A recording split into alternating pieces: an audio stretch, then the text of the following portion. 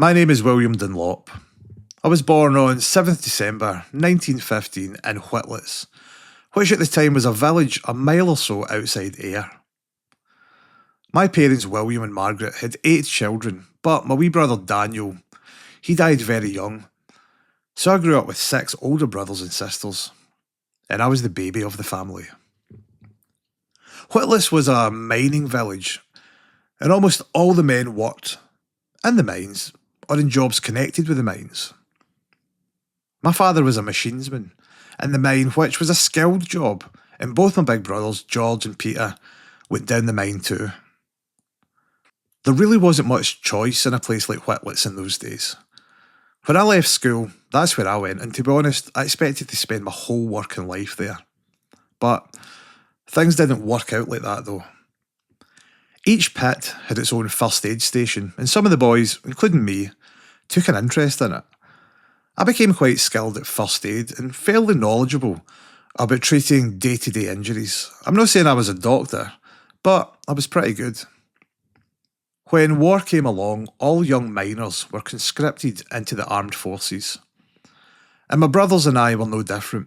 However, when my medical ability became known, I was given the chance of joining the Royal Army Medical Corps. I thought being a ward orderly or a stretcher bearer would be better than joining the infantry. What did I know? We spent 3 months in training camp, but to be honest, it was a waste of time when it came to the actual real thing. We had no idea what was waiting for us. I was attached to number 2 Casualty Clearing Station, and we were part of the British Expeditionary Force that went to France in early 1940. You're probably wondering what a casualty clearing station was. We usually set up beyond the range of enemy artillery and near transportation facilities. We had operating theatres, mobile x-ray machines and hospital ward beds.